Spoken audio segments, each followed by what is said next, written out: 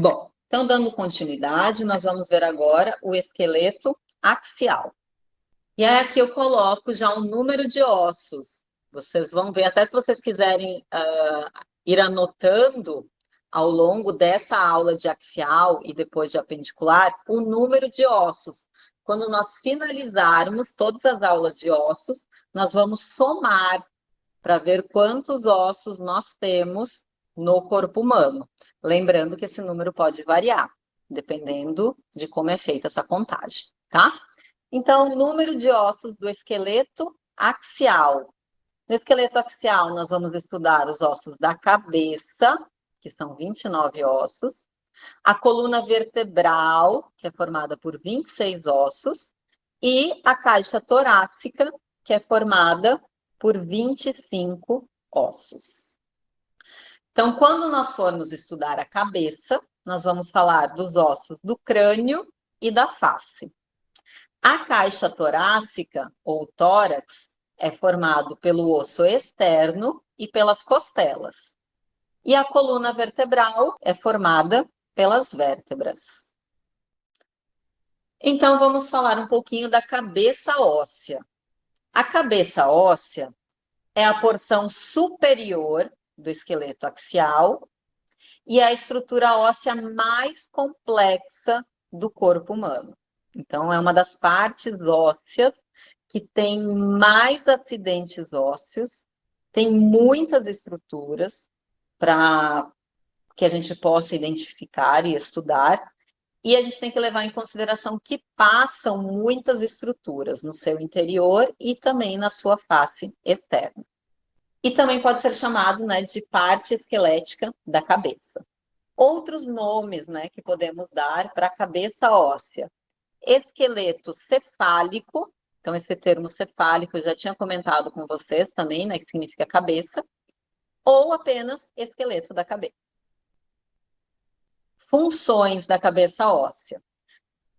Já falei na aula passada, né, para vocês, que essa cabeça óssea ela é formada por ossos que em conjunto vão formar caixas ósseas, e essa caixa óssea vai alojar e proteger o encéfalo, tá? Então, o encéfalo fica alojado e protegido pelos ossos da cabeça.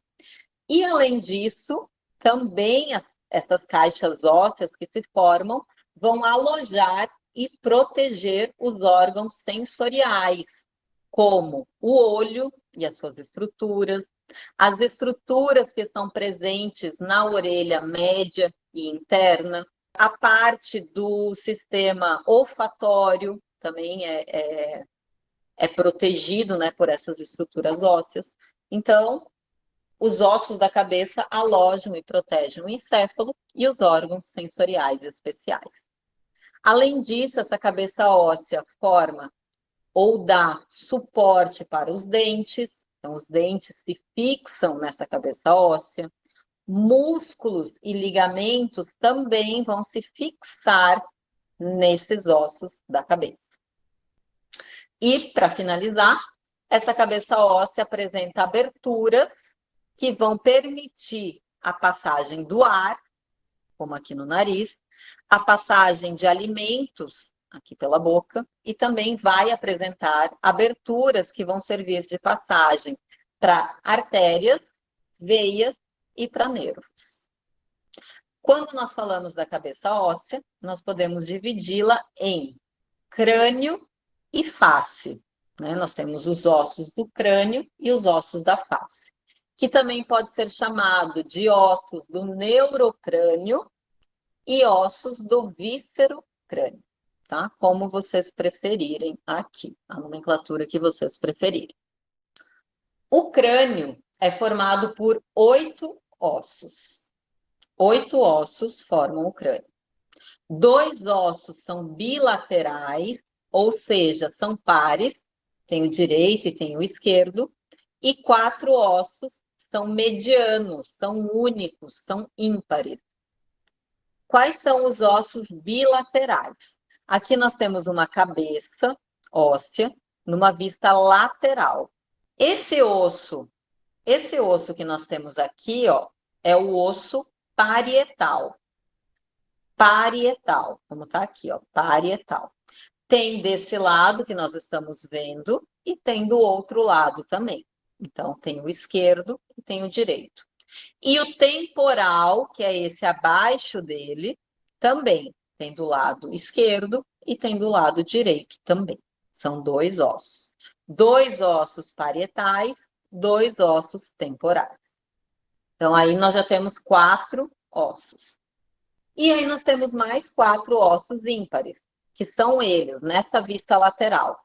O osso frontal, que é esse mais anterior, e o osso occipital, que é esse mais posterior. Nessa vista lateral, nós ainda conseguimos ver uma partezinha aqui, ó, do osso esfenoide. Osso esfenoide. O osso etimoide nós não vemos nessa vista, mas eu vou mostrar para vocês numa outra imagem. Então, vamos lá. Aqui nós temos uma vista anterior e aqui uma vista lateral. Essa vista lateral é a mesma do slide anterior. Vamos lá. Olha aí. Osso frontal, osso parietal, direito e esquerdo, osso temporal, direito e esquerdo. Na vista lateral, osso frontal, osso parietal, osso temporal, osso occipital e aqui em amarelo uma partezinha do osso esfenoide. Essa imagem aqui na vista anterior, se vocês olharem, dentro aqui das órbitas, nós vemos uma parte do osso esfenoide também, aqui em amarelo, tá? Normalmente eu não cobro o osso esfenoide nessa vista aqui, mas nessa vista lateral nós vemos uma partezinha dele aqui, eu posso cobrar. Vista posterior e vista superior interna. Os dois ossos parietais, os dois ossos temporais, o osso occipital, agora nós vemos ele nessa vista posterior, que dá para ver melhor. Deixa eu explicar essa vista aqui para vocês primeiro. Aqui foi feito um corte transversal nesse crânio, tá? Aí essa parte superior, ela foi removida e nós estamos olhando de cima para baixo.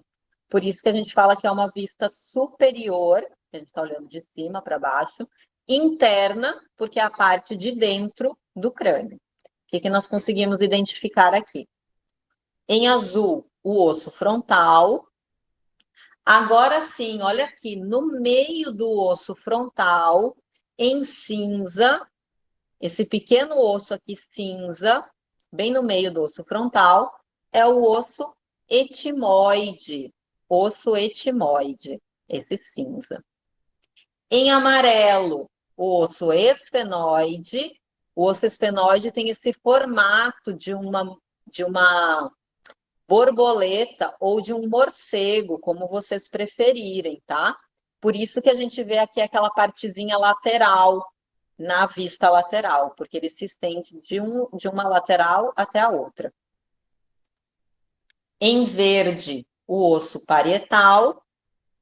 Em vermelho, o osso temporal. Em azul, o osso occipital. Ossos da face. São 14 ossos que nós encontramos na face. 6 ossos são pares, ou seja, tem direito e esquerdo, e 2 são ímpares, que são únicos. Quais são os ossos pares? As maxilas, os ossos zigomáticos, os ossos nasais, os ossos lacrimais, os ossos palatinos e as conchas nasais inferiores. E os ossos ímpares são a mandíbula e o vômer. Vamos visualizar esses ossos. Vista anterior e vista lateral. Ossos da face. Esses aqui na região do nariz, ossos nasais, direito e esquerdo. Bem na parte medial aqui da órbita, ó, esse pequeno osso verde aqui, tá? Ó, lacrimal de um lado, lacrimal do outro lado. Nas laterais, os ossos zigomáticos e mais anteriormente as maxilas. E mais inferiormente a mandíbula. Então, aqui muita gente confunde maxila e mandíbula, pessoal. Lembrem-se que as maxilas vão dar suporte para a arcada dentária superior, tá? Então, as maxilas são superiores. A mandíbula é um osso único e vai dar suporte, vai servir de fixação para a arcada dentária inferior. Vista lateral. Osso nasal. Aqui o osso lacrimal tá meio em cinza. Osso zigomático. Maxila, superiormente. E mandíbula, inferiormente. Na vista posterior, olha aqui, ó. A maxila, que é o local onde a arcada dentária superior se fixa. E a mandíbula, o local onde a arcada dentária inferior está presa. Vista inferior. Olha a maxila ali por baixo, na vista inferior. E esses dois ossos mais posteriores à maxila são os ossos palatinos. Aí nós conseguimos visualizar novamente aqui os ossos zigomáticos. E aqui nós vemos o outro osso ímpar, que é o vômer. Tá? O vômer está aqui dentro, ó, da cavidade nasal. Então, osso vômer. E eu peguei essa imagem aqui é da parte interna da cavidade nasal. Eu vou passar aqui, tem uns ossos que nós já vimos e talvez fique mais fácil de vocês identificarem. O osso frontal, em azul. Que osso que vocês acham que é esse aqui, ó? Que está abaixo do osso frontal? Nasal. Osso nasal, muito bem, deixa eu ver se é essa sequência. Ok. Que osso que vocês acham que é esse em amarelo aqui? Eu já falei dele para vocês lá no comecinho da aula anterior. Esfenoide, então. Esfenoide, muito bem. Osso esfenoide, esse amarelo. Olha aqui, ó, um espaço no interior dele, o seio esfenoidal. E aqui o seio frontal. Esse roxo é o etimoide. Eu vou fazer aqui um esquema só para vocês me entenderem. Olha aqui. Eu mostrei para vocês o etimoide nessa vista superior, tá? O etimoide está aqui no meio do osso frontal. Ele parece ser um osso pequenininho que fica alojado ali no meio do osso frontal. Quando nós olhamos ele naquela vista, ele tá bonitinho desse jeito aqui. A gente tem o osso frontal e ele fica aqui no meio do osso frontal. Isso aqui é uma vista superior, tá? Quando a gente olha numa vista anterior, tá? Vocês estão me olhando aqui de frente, como que aparece esse osso etimoide? Ele vai ter essa estrutura aqui, essa estrutura retinha aqui, é essa parte que a gente vê aqui, no meio do osso frontal. Só que ele tem algumas projeções. Ele tem uma projeção, ó, que desce lá para o meio da cavidade nasal, bem medial, e ele vai ter mais duas estruturas assim, ó. Então, o etimoide ele é mais complexo do que ele parece. Ele tem esse formato aqui. Essa estrutura retinha que nós vemos aqui é aquela que está lá no meio do osso frontal. E ela se chama lâmina cribiforme do osso etimoide. Por que cribiforme? Porque ela é toda furadinha. Eu já vou voltar lá na imagem para você. Lâmina cribiforme. Essa outra que nós vemos aqui é a lâmina perpendicular. do osso etimoide. Ele vai ajudar a formar o septo nasal, que é uma parede que está presente no meio lá da nossa cavidade nasal, septo nasal. E essas estruturas laterais aqui são chamadas de conchas nasais. Conchas nasais superiores e conchas nasais médias, tá? Essas são as estruturas do osso etimoide. Quando nós olhamos aqui, olha o osso etimoide.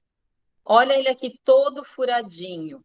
Essa aqui é a lâmina cribiforme do osso etimoide. Então, osso etimoide na vista superior. Por que ela é toda furadinha? Porque aqui vai estar alojado o nervo olfatório. E esse nervo olfatório vai emitir ramos, que vai passar por esses buraquinhos e vai chegar lá no nosso nariz. E aí esses nervos vão ser responsáveis em sentir o cheiro, o odor das coisas. Olha aqui o osso etimoide que eu mostro para vocês. Esse osso etimoide, olha, ele tem a concha nasal superior e a concha nasal média. Tá? Então, as conchas nasais superiores e médias fazem parte do osso etimoide. Eu fiz todo aquele esquema só para vocês entenderem isso. Porque a concha nasal inferior é um osso à parte, tá? Concha nasal inferior é um outro parzinho de ossos que faz parte da face.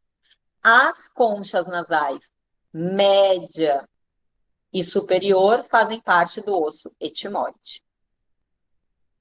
E aí aqui nós temos o osso esfenoide, aqui nós temos a maxila, e como é que chama esse osso aqui que está posterior à maxila?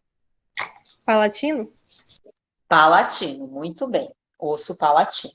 Então, esses são os ossos da face. Então, nós vimos a maxila, ou as maxilas, que são duas, os ossos zigomáticos, que são dois, os ossos nasais, que são dois, os ossos lacrimais, que são dois, aqui na parte mais medial, os ossos palatinos, que a gente não vê nessa vista, tem que ser na vista inferior, e as conchas nasais inferiores, ó, são esses dois ossos aqui dentro, ó, de um lado e do outro. Não esqueçam que as conchas nasais médias e superiores fazem parte do osso etimoide. E aí aqui nós vemos também a mandíbula e o vômer nós não vemos nesta vista aqui. Então, esses são os ossos da face. Quando nós olhamos para essa imagem, nós vemos que existe uma série de acidentes ósseos, e esses acidentes ósseos são estruturas como aberturas, processos, elevações, depressões que estão presentes nos ossos. E cada estrutura dessas recebe um nome específico. Não precisem se assustar, nós não vamos estudar todos os acidentes ósseos, porém, nós vamos estudar alguns principais que vão estar relacionados com as articulações que nós vamos estudar, ou com a fixação de alguns músculos que nós também vamos falar nas próximas aulas. Então, vamos começar estudando os principais acidentes ósseos encontrados na cabeça óssea. Na vista anterior, quais estruturas que nós vamos ter que identificar?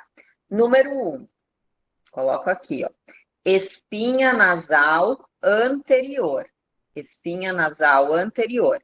Fica bem na junção das duas maxilas, nessa parte mais medial, e nessa parte mais inferior da abertura da cavidade nasal. Então, aqui, espinha nasal anterior. Eu já vou mostrar numa vista lateral para vocês verem como ela é bem proeminente, tá? Então, bem fácil de identificar. Segunda estrutura, forame infraorbital. Forame, sempre que vocês ouvirem esse termo forame, forame significa uma abertura, como nós vemos aqui, ó, são essas duas aberturas nessa região que servem para a passagem ou de um nervo, ou de uma artéria, ou de uma veia, tá? Forame infraorbital Infra, porque ele está abaixo orbital da órbita. Então, forame infraorbital. Dos dois lados, as duas aberturas, né, dos dois lados correspondem aos forames infraorbitais.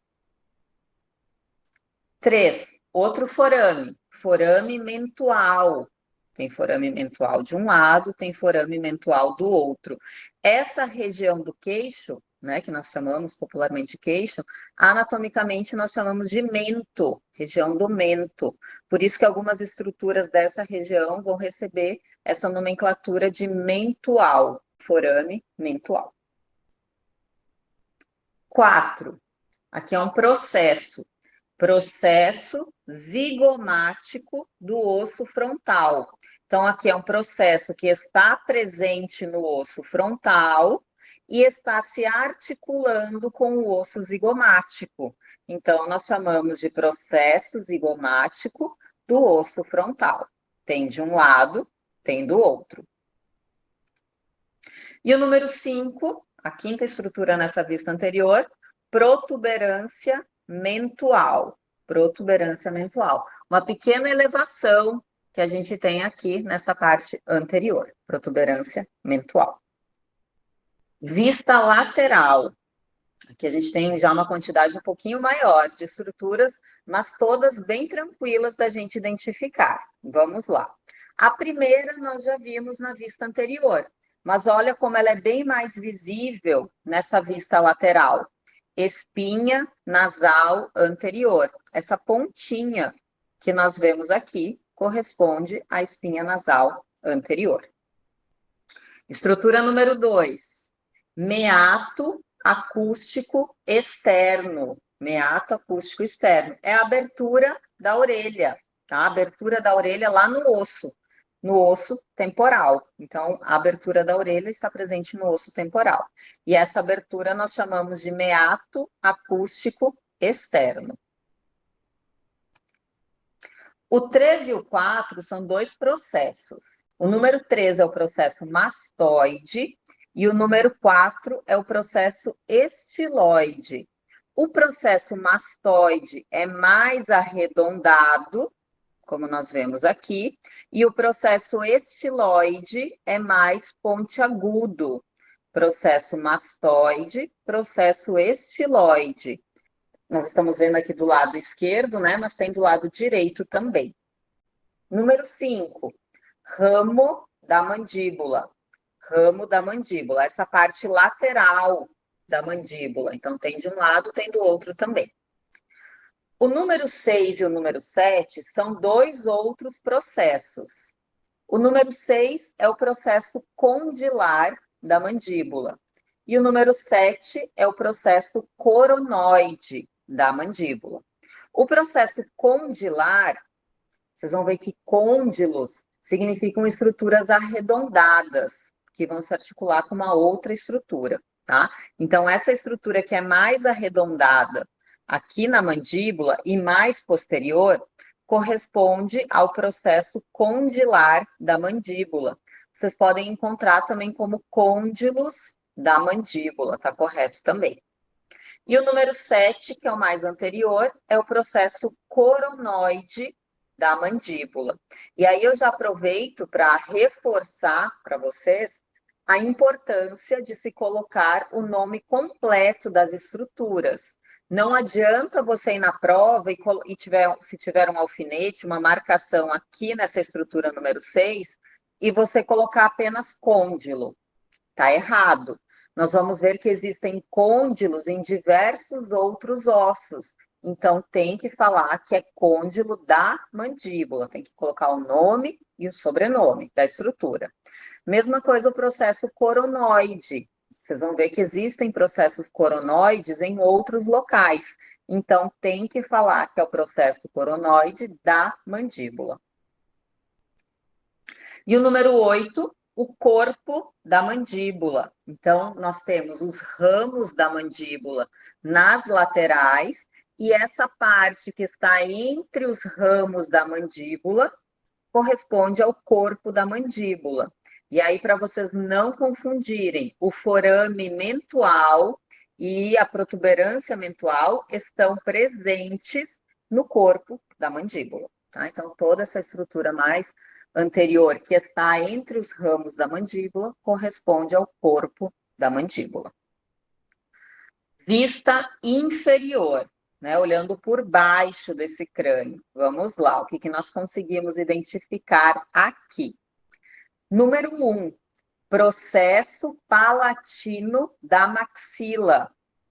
Normalmente, nós nos referimos às maxilas em uma vista anterior, né? A gente vê lá lateralmente a abertura da cavidade nasal, nós temos as maxilas. Só que nessa vista inferior, nós também conseguimos visualizar a maxila, e essa parte da maxila que nós vemos aqui recebe um nome que é processo palatino da maxila.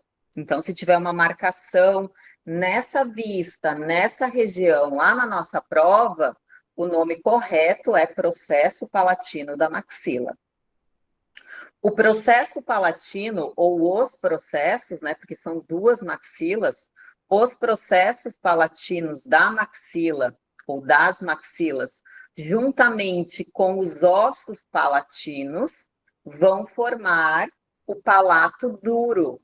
O palato duro é o que nós chamamos popularmente de céu da boca, tá? Então, essas duas estruturas ósseas, mais anteriormente os processos palatinos das maxilas e mais posteriormente os palatinos, vão formar o palato duro. Estrutura número 2, espinha nasal posterior. Espinha nasal posterior. Nós vimos a espinha nasal anterior, lá na vista anterior e na vista lateral, e nesta vista inferior, nós conseguimos visualizar a espinha nasal posterior.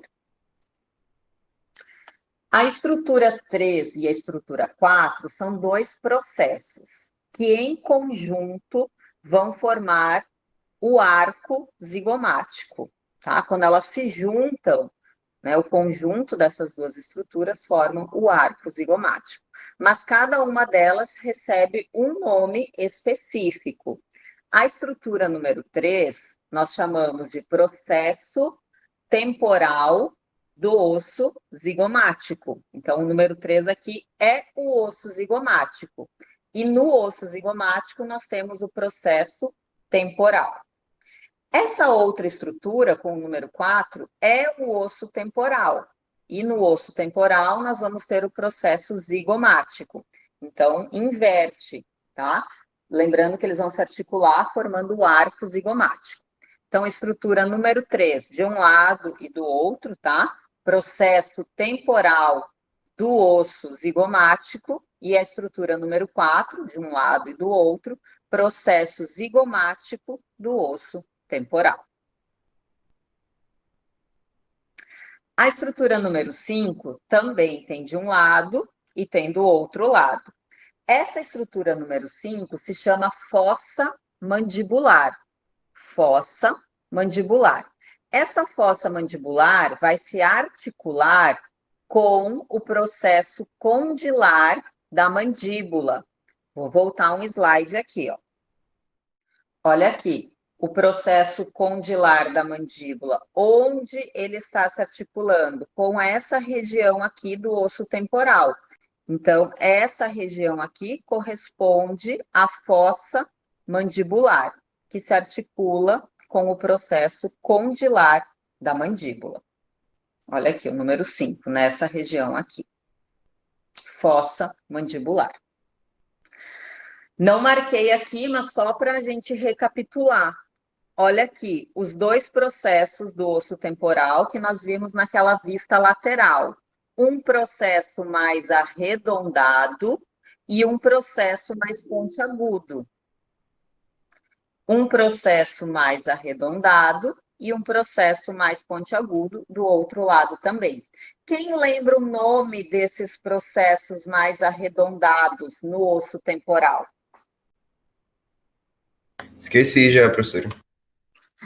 Processo mastoide. E o pontiagudo? Alguém lembra? Estiloide. Processo estiloide, muito bem. Então, nós temos aqui o processo mastoide e aqui o processo estiloide. Estrutura número 6, 6 e 7, são duas aberturas. O número 6 nós chamamos de canal carótico e o número 7 nós chamamos de forame jugular. Tem de um lado, tem do outro lado também, canal carótico e forame jugular. Tanto o forame como o canal são aberturas. Qual a diferença de um forame e de um canal? O forame vai ser mais raso, tá? Geralmente ele é só aquela abertura que a gente vê ali. O canal ele vai ser mais profundo, ele vai formar um canal mais alongado, tá? Então o canal carótico é mais alongado, enquanto que o forame jugular ele é mais raso. Pelo canal carótico, como o nome já diz, vai passar uma artéria muito importante, chamada de artéria carótida. Nós vamos falar dessa artéria carótida na segunda e na terceira unidade, que ela vai ser uma artéria que vai levar sangue para o encéfalo. E pelo forame jugular, vai passar uma veia muito importante também, chamada de veia jugular, que é a veia que vai ser responsável pela drenagem do sangue do encéfalo. O número 8 também é um forame, também é uma abertura, e é o maior forame que nós temos aqui na cabeça óssea. E ele, então, vai ser chamado de forame magno, porque é o maior forame da cabeça óssea. E nas laterais desse forame magno, nós vamos ter duas estruturas arredondadas, que vão se chamar de côndilos occipitais. Tem côndilo occipital de um lado, tem côndilo occipital do outro lado. Guardem essa informação dos côndilos, porque nós vamos utilizar ela mais para frente, quando nós formos falar das vértebras. Então, forame magno e na sua lateral, côndilos occipitais. Numa vista superior, interna do crânio. Então, uma vista interna, uma vista por dentro e por cima, tá? Então, uma vista superior interna. O que nós conseguimos identificar aqui? Primeiramente, que essa parte do crânio, ela é dividida em 3 fossas. A fossa anterior, a fossa média e a fossa posterior do crânio. Quais estruturas nós conseguimos identificar nessa vista? Marquei apenas 6 estruturas aqui. A número 1, nós chamamos de crista frontal. É essa entradinha que nós vemos aqui, ó, essa pontinha, crista frontal. O número 2 é a lâmina cribiforme do osso etimoide, que eu cheguei a comentar com vocês no finalzinho da aula passada, que nada mais é do que essa lâmina óssea cheia de buraquinhos. Então, essa lâmina óssea cheia de furos é o que nós chamamos de lâmina cribiforme do osso etimoide, que vai permitir a passagem de ramos do nervo olfatório, que fica alojado nessa região. O número 3, eu marquei de um lado, mas tem dos dois aqui, tá? Canal óptico. Canal óptico vai servir de passagem para o nervo óptico. Então, o nervo óptico atravessa esse canal e se direciona lá para os olhos. Forame magno, que não é novidade, nós já vimos no slide anterior, mas vendo novamente aqui pela vista interna. Número 5, nós chamamos de fossa hipofisária ou cela túrcica. Fossa hipofisária ou cela túrcica. Essa região é importante porque é nessa região que vai ficar alojada uma glândula endócrina muito importante, que é a chamada glândula hipófise. Acho que eu já cheguei a comentar sobre ela na aula passada, mas nós voltaremos a falar dela na segunda unidade, no estudo do sistema nervoso e também na aula de sistema endócrino, então fossa hipofisária. E essa região que está posterior à fossa hipofisária, essa pequena elevação, posteriormente à fossa, nós chamamos de dorso da sela. Dorso da sela. Então, nós temos aqui a fossa hipofisária, ou sela túrcica, como vocês preferirem, e mais posteriormente o dorso da sela. Fazendo parte ainda dos ossos da cabeça, nós temos os ossículos da audição.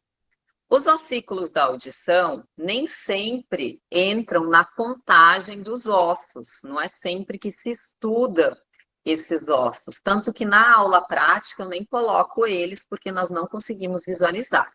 Como o nome já diz, são ossículos, então são pequenos ossos, e eles estão localizados dentro da orelha interna, dentro da orelha interna. Ou seja, eles estão alojados dentro do osso temporal. Tem uma regiãozinha específica que corresponde à orelha interna, e esses ossículos estão lá posicionados.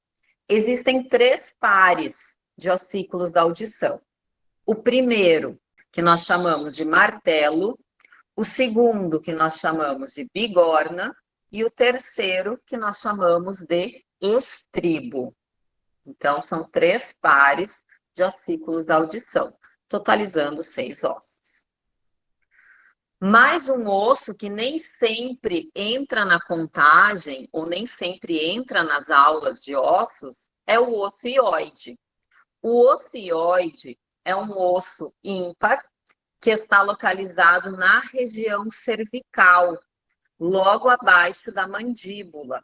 Então, nós temos aqui a região da mandíbula, nessa região aqui, numa vista anterior, e aqui embaixo, ó, logo abaixo da mandíbula, a gente tem uma série de músculos nessa região, mas nessa parte mais central, nós localizamos o osso hioide. Nessa vista medial, aqui nós temos uma parte da mandíbula seccionada e aqui nós vemos uma parte do osso hioide. E aqui mostrando a relação desse osso hioide com as estruturas da laringe, que é uma estrutura que faz parte do sistema respiratório, que nós vamos falar mais adiante. Aqui em cima mostrando esse osso hioide isolado. Ele parece uma mandíbula pequena, tá? Uma pequena mandíbula. E ele tem esse formato aqui, então, e se localiza nessa região cervical. Esse osso hioide, ele vai servir de fixação para uma série de músculos que estão presentes na região cervical, como vocês podem visualizar aqui. Bom, então nós estamos estudando o esqueleto axial, e até agora nós já vimos os ossos da cabeça. Agora nós vamos entrar nos ossos do tórax. Então, quais são as funções dos ossos do tórax? Primeira função que eu coloquei aqui, proteção para as estruturas que estão no seu interior, como, por exemplo, o coração, os pulmões, alguns vasos, a traqueia. Mais inferiormente aqui, ele protege alguns órgãos da região abdominal também, tá? Então, ele forma uma grade óssea que envolve e protege essas estruturas.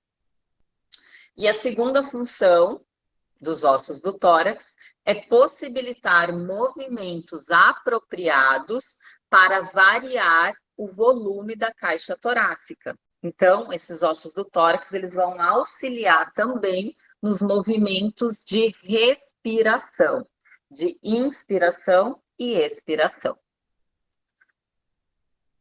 Quais são os ossos que formam essa caixa torácica? Nós temos um osso ímpar, que é chamado de osso externo, que é esse osso mais anterior, osso externo, e aí eu já chamo a atenção de vocês para a escrita correta, é externo com S mesmo, tá? Não é com X, é com S, o nome do osso é externo com S. E além do osso externo, nós vamos ter as costelas. Então, existem 12 pares de costelas, 12 costelas de cada lado, totalizando 24 costelas. Falando um pouquinho do osso externo. Aqui nós temos o osso externo, juntamente com as costelas, formando a caixa torácica, e aqui nós temos um osso externo isolado. Esse osso externo, ele é dividido em 3 partes. Aqui eu coloco até 4, mas essa segunda aqui não chega a ser uma parte, mas vamos falar dela também. Primeiro, essa região mais superior do osso externo, nós chamamos de manúbrio, manúbrio do externo. Essa região do meio, sendo a maior parte do osso, nós chamamos de corpo do externo. E essa região mais inferior, nós chamamos de processo xifoide. Então, nós temos o manúbrio, o corpo e o processo xifoide do osso externo. A região de transição do manúbrio para o corpo, bem nessa região aqui onde ocorre essa transição, nós chamamos de ângulo external. Ângulo external. O ângulo external vai ser a parte mais alta desse osso externo. Se vocês tentarem passar a mão de vocês no osso externo de vocês, vocês vão sentir uma pequena elevação. Essa pequena elevação corresponde ao ângulo external, que é a transição do manúbrio para o corpo do externo. No manúbrio, nós conseguimos identificar 3 estruturas, que são elas. Primeiro, incisura jugular. Incisura jugular é essa estrutura bem aqui no meio. Ó, incisura jugular. Nas laterais da incisura jugular, nós vamos ter as incisuras claviculares. Incisura clavicular de um lado e incisura clavicular do outro lado. E mais lateralmente, as incisuras claviculares, nós vamos ter a primeira incisura costal. Primeira incisura costal. Então, 3 estruturas localizadas no manúbrio. A incisura jugular é essa parte central, aqui mais medial, uma pequena depressão que a gente consegue sentir quando a gente apalpa aqui nessa região, incisura jugular. Mais lateralmente, na incisura clavicular, como o nome já diz, incisura clavicular, é a parte desse manúbrio que vai se articular com as clavículas, uma de cada lado, direita e esquerda. Olha aqui. Então, aqui nós temos uma clavícula se articulando com a incisura clavicular. E a primeira incisura costal, como o nome também já diz, primeira incisura costal, é o local do osso externo onde se articula o primeiro par de costelas. Bom, no ângulo external, que é essa região aqui, ó, ângulo external, nós vamos encontrar a segunda incisura costal, ó, segunda incisura costal. Como o nome já diz também, é o local onde o segundo par de costelas vai se articular com o osso externo. No corpo do externo, né, toda essa região aqui, ó, o corpo do externo, nós vamos encontrar da 3ª à 7ª incisuras costais. Então, nós vamos ter a 3ª, 4ª, 5ª, 6ª e 7ª incisura costal, que correspondem ao local onde o 3º par, o 4º, o 5º, o 6º e o 7º par de costelas se articulam com o osso externo. E essa estrutura mais inferior, processo xifoide. Costelas. Como eu falei anteriormente, nós temos 12 pares de costelas. Como nós podemos dividir esses 12 pares de costelas? Do 1º ao 7º par, nós chamamos essas costelas de costelas verdadeiras. Costelas verdadeiras, do 1º ao 7º par. Do 8º ao 10º par, nós chamamos de costelas falsas. E o 11º e o 12º par nós chamamos de costelas flutuantes.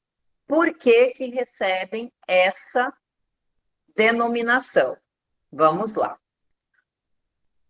Ó, primeiro par de costela, vou marcar de um lado só.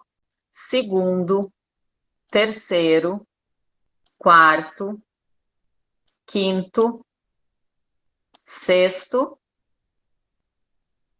sétimo par. Do primeiro ao sétimo par, nós vemos aqui que cada uma dessas costelas possui uma cartilagem costal. Cartilagem costal são essas estruturas em azul, então é uma cartilagem que vai unir as costelas ao osso externo. E nós vemos aqui que do primeiro ao sétimo par, essas costelas, com as suas cartilagens costais, se articulam diretamente com o osso externo. Então, a gente vê chegando aqui no osso externo, cada uma dessas costelas com as suas cartilagens costais. Por isso, elas são chamadas de costelas verdadeiras. O 8º, o 9º e o 10º par de costelas são as costelas falsas. Por que que elas são costelas falsas? Porque elas estão aqui, ó. Ó, 8º, olha onde chega a cartilagem costal do 8º par. A 9ª, ou 9º par, né? E o 10º par. Elas estão aqui bem posicionadas, só que as suas cartilagens costais não chegam, ou melhor, não se articulam diretamente com o osso externo. As suas cartilagens costais vão se articular com a cartilagem costal que está acima delas. Então, o 8º par está se ligando aqui à cartilagem costal do 7º. A do 9º par está se ligando ao 8º. E a do 10º par está se ligando à do 9º par. Então, elas não chegam até o osso externo, elas se articulam com as cartilagens costais que estão superiores a elas. Por isso que são chamadas de costelas falsas. E o 11º e o 12º par de costelas são as costelas flutuantes. Por que que elas são costelas flutuantes? Porque, eu vou tentar passar aqui um traço, ó, fazer um pontilhado, ó, o 11º par e aqui o 12º. As costelas flutuantes não se articulam nem com o externo e nem com as cartilagens costais que estão acima delas, tá? Elas estão livres. Olha aqui, ela tem essa pontinha que fica livre e essa pontinha que fica livre. Elas vão se articular apenas aqui posteriormente, com a coluna vertebral. Mas anteriormente elas são livres. Por isso que são chamadas de costelas flutuantes. Aquelas pessoas, não sei se vocês já ouviram falar, de pessoas que retiram costela para ficar com a cintura mais fina, né? Que acontece em alguns casos. São essas costelas flutuantes que são retiradas. A pessoa corre algum risco ao retirar uma costela? Bom, as costelas estão ali por algum motivo. E uma das funções que eu falei para vocês anteriormente é proteger as estruturas que estão no seu interior. Então, elas estão protegendo, essas mais inferiores, né? Estão protegendo algumas vísceras da cavidade abdominal e uma parte também mais inferior da cavidade torácica. No momento que você retira essas costelas, as suas vísceras estão mais expostas. Então, fica muito mais fácil de sofrer uma lesão dos órgãos internos. Margem costal ou ângulo subcostal. O ângulo subcostal é esse ângulo que se forma nessa região aqui, ó, ou a margem subcostal, que está abaixo das costelas. Esse ângulo subcostal, ele pode variar, ele pode ter formatos diferenciados entre as pessoas, dependendo do biotipo. Então, normalmente, em pessoas longilíneas, ele vai ser mais agudo, mais fechadinho. E em pessoas brevilíneas, normalmente ele vai ser mais obtuso ou mais abertinho. Então, algumas características aqui do ângulo subcostal ou da margem costal. Aberturas da caixa torácica. Então, essa nossa caixa torácica, como nós vemos aqui, ela é formada mais anteriormente pelo osso externo e lateralmente é formado pelos 12 pares de costelas. Essa caixa torácica apresenta duas aberturas, uma abertura superior e uma abertura inferior. Vamos limitar essas aberturas da caixa torácica. Vamos limitar essa abertura superior. Quando eu passo aqui, ó, essa canetinha em verde, nós temos o corpo da primeira vértebra torácica. Aí a gente vai contornar ela. Aí a gente vai ter aqui a primeira costela com a sua cartilagem costal. Aí nós vamos passar aqui pela incisura clavicular, a incisura jugular, a incisura clavicular do outro lado, a cartilagem costal e a primeira costela. E aí a gente delimita aqui a abertura superior do tórax. Olha aqui, só para a gente acompanhar. Então, o corpo da primeira vértebra torácica, a primeira costela com a sua cartilagem costal. Aqui eu só coloco a incisura jugular, mas quando a gente faz esse contorno, a gente passa pela incisura clavicular também. De um lado, a incisura jugular, as estruturas do outro lado, e a gente fecha o nosso círculo. Então, delimitando a abertura superior do tórax. Na abertura inferior, a gente vai ter aqui o corpo da 12ª vértebra torácica. Aí nós vamos pegar o 12º par de costelas, e aí a gente vai pegar todas essas cartilagens costais aqui, ó. De um lado, o processo xifoide, todas as cartilagens costais do outro lado, e a gente pega aqui a 12ª costela do lado oposto, e aí a gente fecha. Nós delimitamos a abertura superior do tórax e nós delimitamos a abertura inferior do tórax. Então, aqui, ó, abertura inferior, o corpo da 12ª vértebra torácica, a 12ª costela, o 12º par de costelas, e as cartilagens costais, né, que estão aqui delimitando essa região, e o processo xifoide. E assim a gente consegue delimitar essas duas aberturas. O que nós temos dentro da caixa torácica? Já citei anteriormente, mostrando aqui numa imagem. O coração, os pulmões, direito e esquerdo, o esôfago, que está mais posterior, aqui nós temos a traqueia, os brônquios principais, alguns vasos da base e outros vasos principais da região torácica, tá? Aqui nós temos o timo, nós vamos estudar ele mais para frente também. Então, todas essas estruturas são protegidas pela caixa torácica. Bom, então, finalizando o nosso esqueleto axial, nós vamos estudar agora a coluna vertebral. Quais são as funções da coluna vertebral? Primeira, proteger a medula espinal. Nós vamos ver que a medula espinal está alojada no interior da coluna. Segunda função, suporte e transferência de peso. Várias outras estruturas do nosso corpo se fixam, se ligam a essa coluna vertebral. Então, ela vai servir de suporte e também para transferência de peso. Fixação de músculos e ligamentos, que existe uma série de músculos e ligamentos aqui. Suporte e mobilidade da cabeça. Então, a cabeça óssea, ela se articula, ela está ligada à coluna vertebral. E movimentos do tronco. Então, para a gente exercer os diferentes movimentos que nós conseguimos realizar com o tronco, nós precisamos da coluna vertebral. Quais ossos formam a coluna vertebral?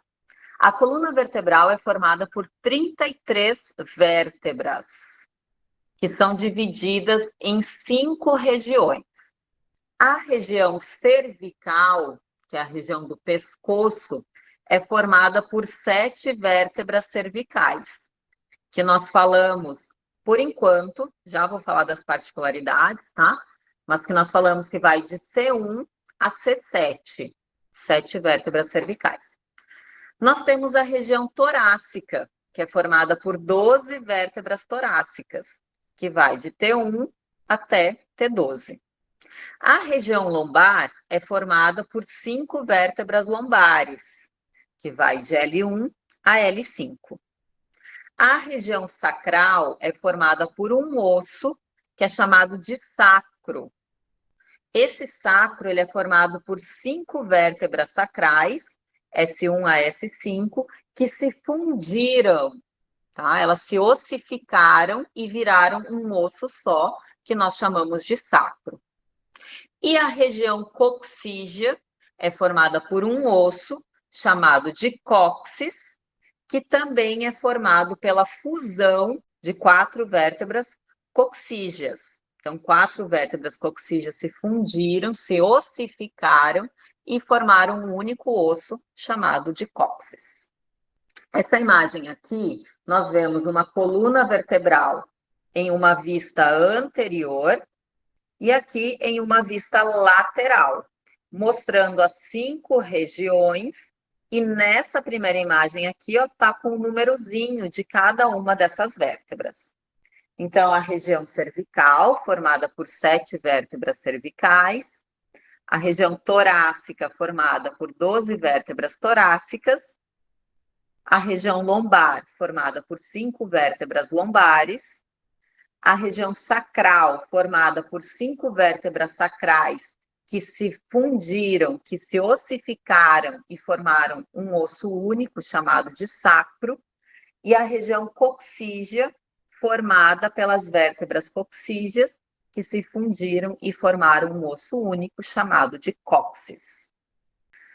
Quando nós olhamos essa coluna vertebral na vista anterior, nós vemos que, normalmente, ela é reta, como nós vemos aqui. Só que na vista lateral, a gente vê que ela apresenta algumas curvaturas. E essas curvaturas na vista lateral são normais. É o que nós chamamos de curvaturas fisiológicas da coluna vertebral. Então, olha aqui, uma vista lateral novamente.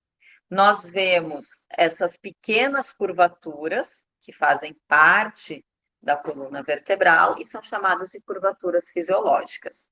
A curvatura na parte cervical e na parte lombar são chamadas de lordose. Lordose são as curvaturas da parte cervical e da parte lombar, que elas se projetam anteriormente, se projetam aqui para frente, aqui e aqui.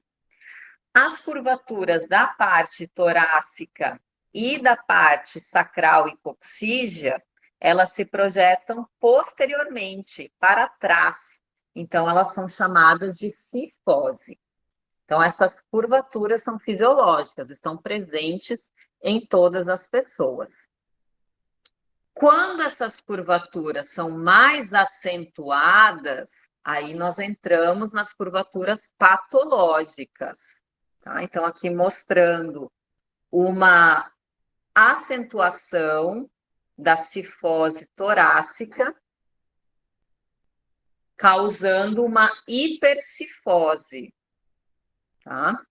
Aqui mostrando uma acentuação da lordose lombar, causando uma hiperlordose. Cifose e lordose são curvaturas normais. As hipercifoses e hiperlordoses, aí são alterações patológicas dessas curvaturas. Nessa imagem, eu mostrei para vocês que quando a gente olha essa coluna anteriormente, ou até mesmo posteriormente, o normal é que ela seja reta, porém, pode ocorrer uma alteração também nessa coluna vertebral, com uma curvatura lateral, como nós vemos aqui. E essa curvatura lateral, ela é chamada de escoliose.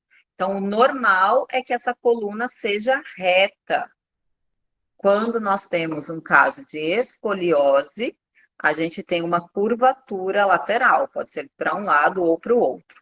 Aqui, quando ocorre uma flexão do tronco, nessa posição que nós vemos aqui, a gente vê que essa coluna ela se projeta para um dos lados, ela não é retinha para frente, ela acaba puxando para um lado ou para o outro. Coloquei ela aqui só para mostrar que existem diferentes padrões dessa curvatura lateral. Então, pode ser uma escoliose na região torácica, pode ser uma escoliose na região lombar, ou quando ela é muito mais acentuada, ela pode pegar as duas regiões, tanto a região torácica como a região lombar. Aqui eu coloco um caso bem grave, tá? Bem avançado de escoliose. Normalmente, eu tenho escoliose, mas minha escoliose ela é leve, digamos assim. Fazendo esse movimento, né, essa posição que nós vemos aqui, é possível visualizar a presença de uma escoliose ou não. E existem outras formas também de verificar a presença de escoliose.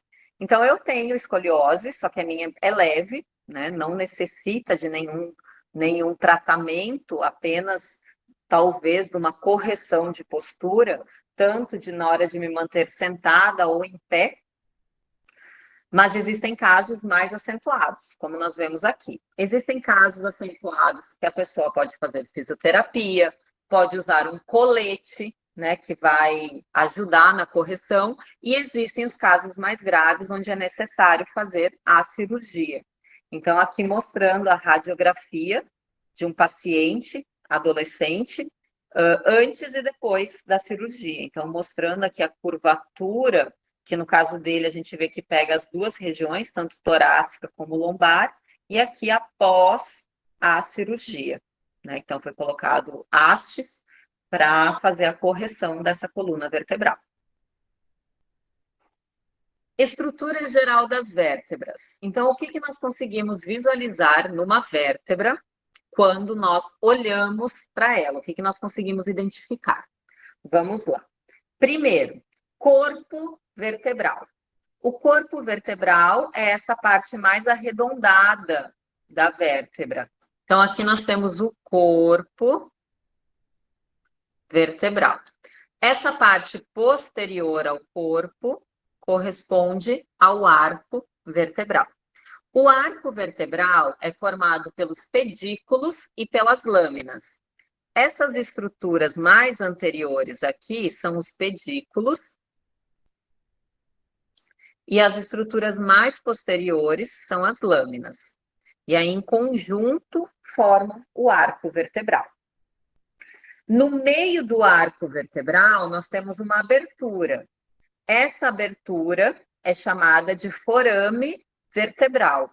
E aí eu coloquei aqui, ó, forame vertebral e coloquei também o canal vertebral. Quando nós estamos analisando apenas uma vértebra, nós estamos visualizando aqui o forame vertebral dessa vértebra. Quando nós colocamos uma vértebra sobre a outra, formando a coluna vertebral, no interior dela vai se formar o canal vertebral. Então, o canal vertebral é uma sequência de forames vertebrais. E é nesse canal vertebral que vai estar alojada a medula espinal. Ó, aqui no meio estaria posicionada a medula espinal. Outras estruturas que nós conseguimos identificar. Processo espinhoso. O processo espinhoso é esse processo mais posterior nas nossas vértebras, ó. Processo espinhoso, processo espinhoso. Quando nós tocamos a nossa coluna vertebral, se a gente fizer uma leve flexão do tronco, a gente vai sentir uma série de, como se fosse, tá, pessoal, entre aspas, bolinhas. E essas bolinhas que a gente sente ao longo da coluna vertebral correspondem aos processos espinhosos de cada vértebra. Além do processo espinhoso, nós temos também os processos transversos. Os processos transversos são esses processos mais laterais. Vou marcar aqui um de cada lado. Ó. Então, posterior, processo espinhoso, lateralmente os processos transversos. Além disso, nós vamos ter os processos articulares. Eu não vou demonstrar aqui nessa imagem, vou mostrar numa outra, mas esses processos articulares superiores e inferiores são os locais onde uma vértebra se articula com a outra. Então, aqui, por exemplo, ó, essa vértebra ou essas duas vértebras estão se articulando. Então, o processo transverso inferior dessa vértebra, juntamente com o processo transverso superior dessa outra vértebra, se unem para formar uma articulação.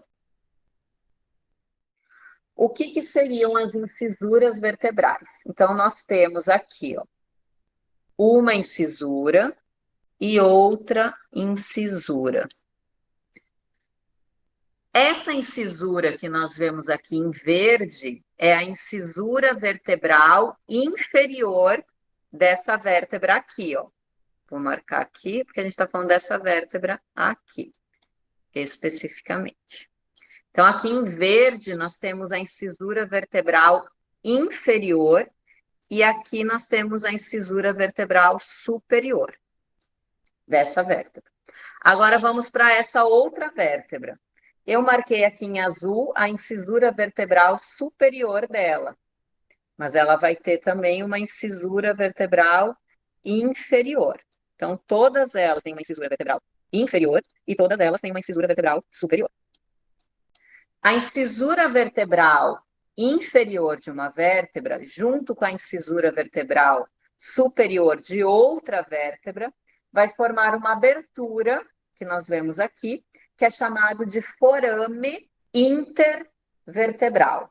Forame intervertebral. Por esse forame intervertebral, nós vamos ter a passagem dos nervos espinais. Vou colocar eles aqui para trás, assim. E vou esquematizar aqui. A medula espinal, ela tem mais ou menos esse formato aqui, cilíndrico. E da medula espinal vão se originar nervos, como nós vemos aqui, ó, nervos, um para cada lado. E esses nervos que se originam da medula espinal, como nós vemos aqui, eles vão passar por aqui, ó, pelo forame intervertebral. Então, no forame, vamos escrever, no forame vertebral, ou canal vertebral, nós temos a passagem da medula espinal. E nos forames, no forame intervertebral, nós temos a passagem dos nervos espinais.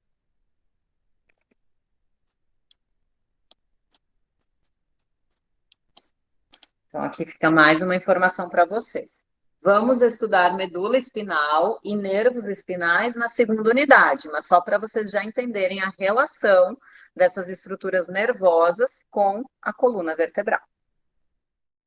Então, aqui fechando, né, a nossa lista de estruturas gerais das vértebras. A incisura vertebral inferior de uma vértebra com a incisura vertebral superior de outra vértebra, formando o forame intervertebral. Aqui eu coloco novamente essas estruturas. Vamos repassar.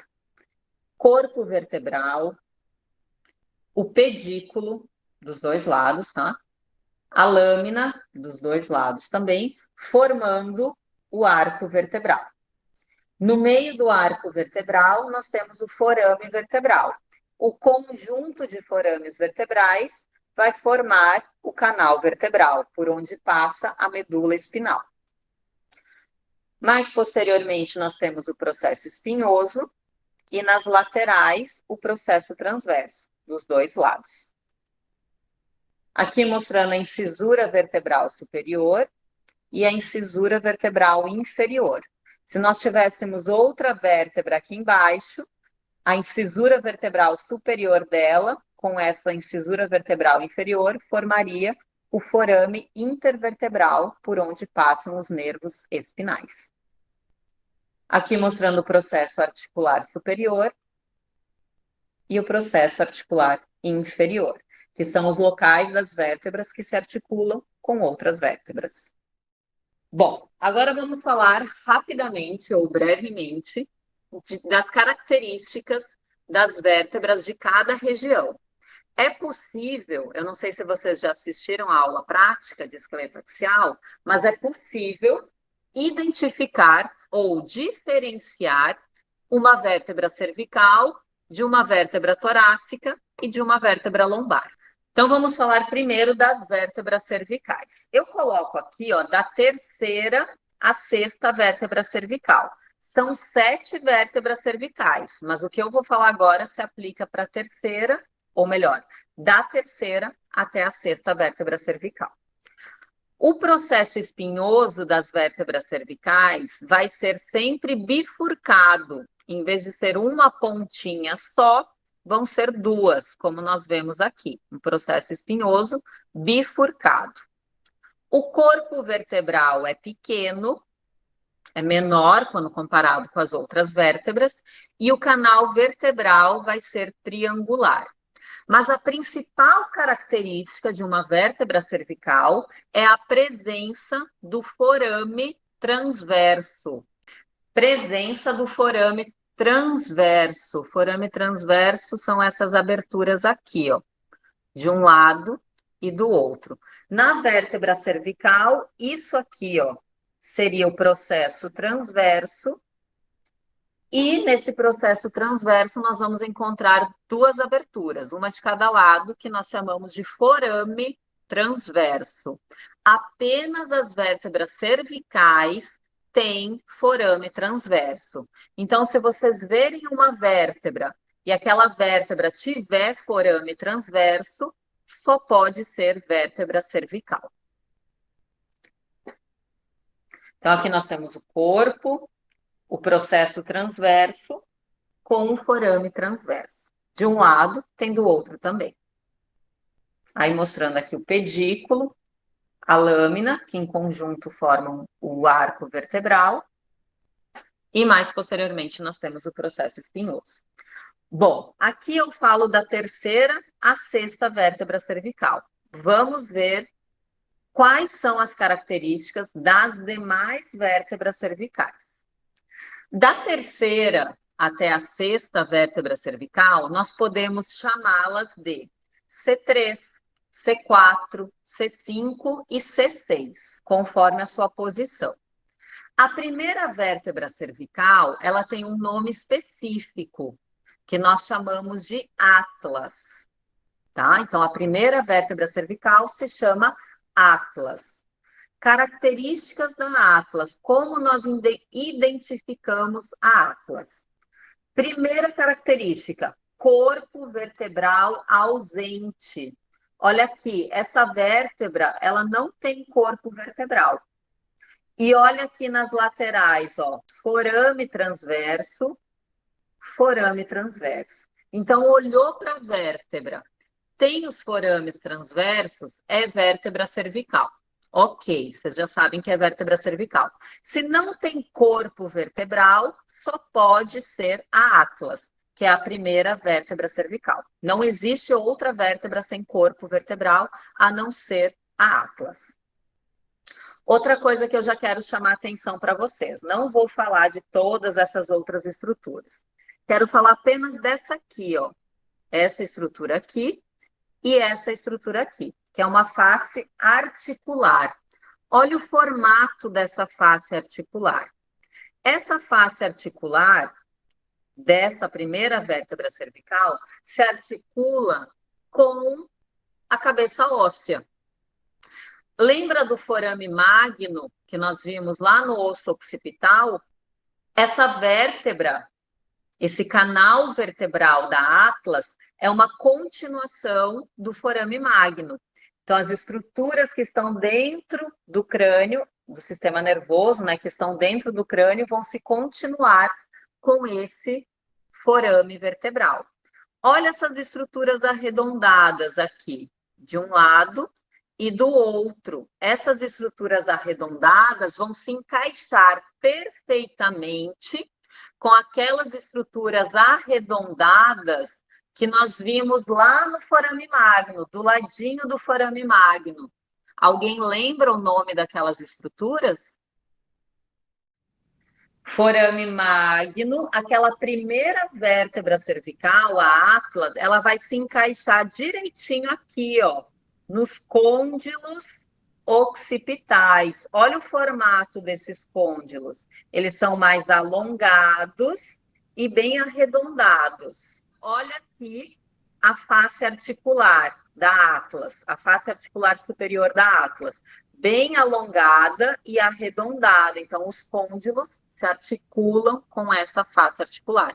E aí a gente vai ter uma articulação importante, que nós vamos falar na aula de articulações, mas que vai permitir esse movimento, ó, que eu faço com a minha cabeça, para trás e para frente. É a articulação dos côndilos occipitais com a face articular superior da atlas que permite esses movimentos.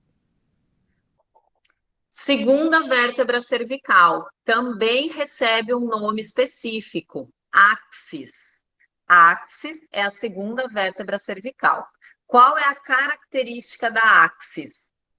Ela tem a presença de um processo chamado de processo odontoide, ou, se vocês preferirem, podem chamar de dente do áxis, ou dente da áxis, como vocês preferirem.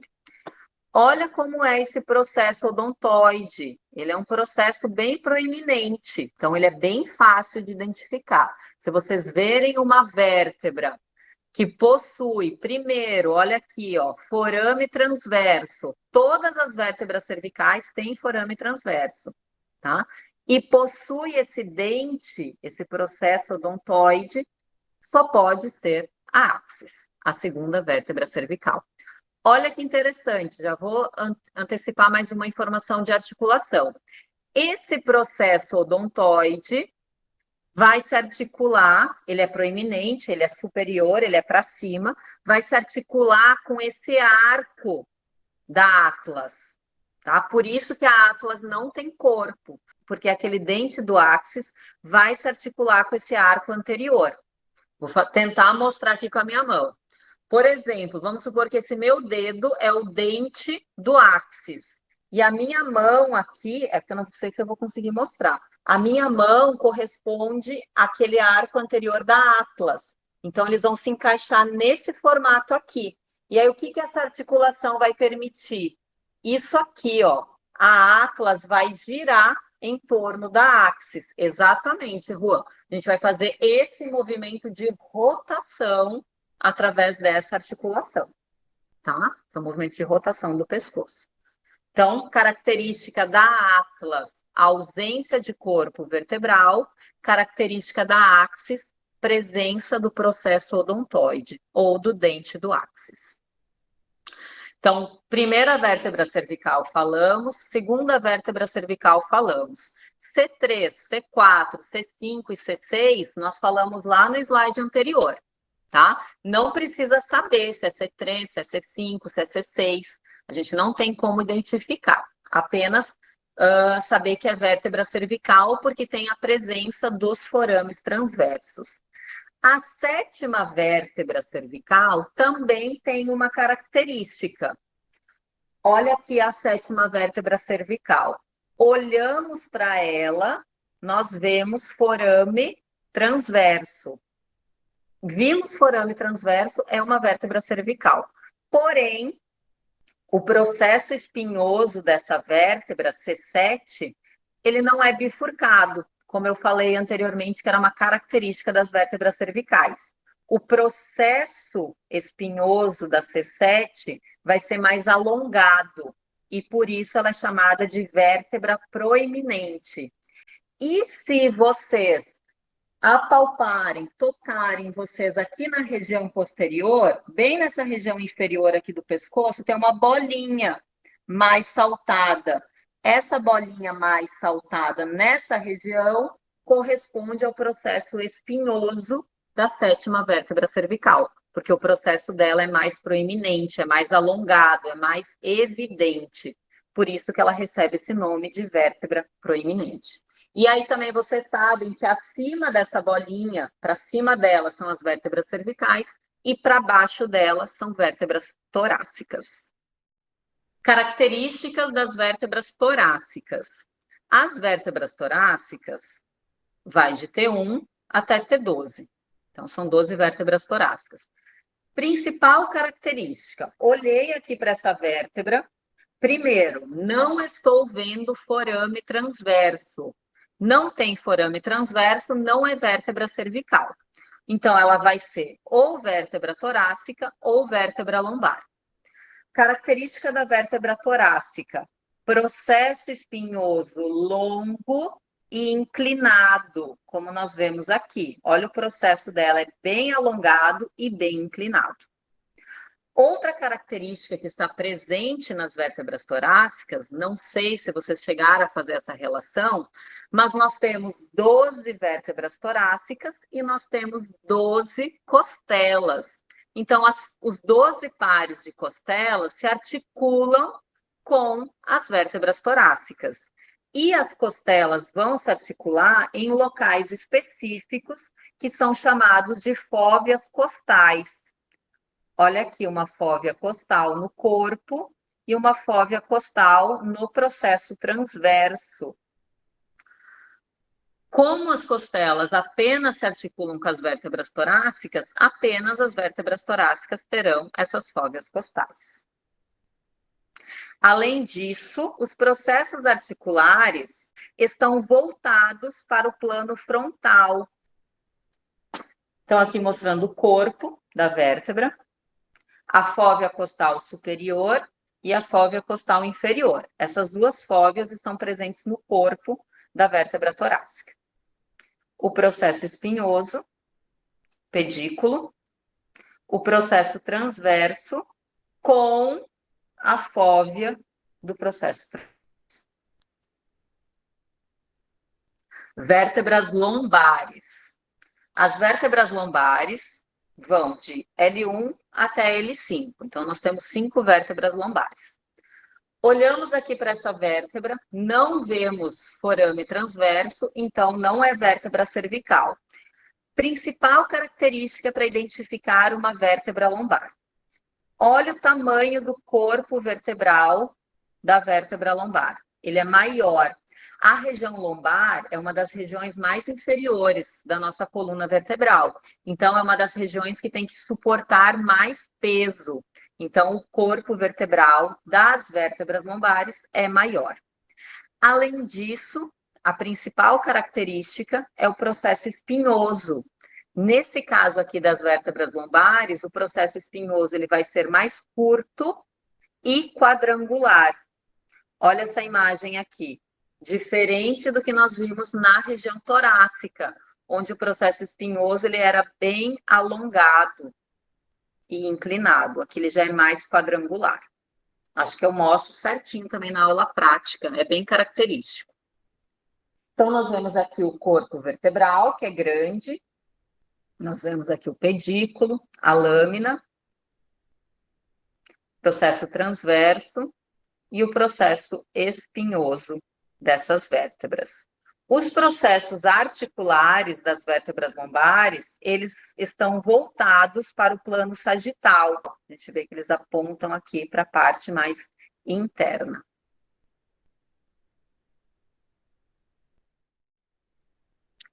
E aí nós temos, para finalizar, o sacro e o cóccix. O sacro, como eu falei para vocês anteriormente, ele é formado pela fusão de 5 vértebras sacrais.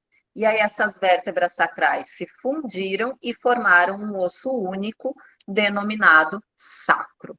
Esse sacro tem uma face anterior, que é essa que nós vemos aqui, chamada de face pélvica. Nessa imagem superior, nós vemos aqui a face pélvica, que é mais lisa e côncava, e a face dorsal, que é mais convexa e acidentada. Acidentada porque tem mais acidentes ósseos, acidentes anatômicos, tá? Então, tem mais estruturas na face dorsal. O que nós conseguimos identificar aqui?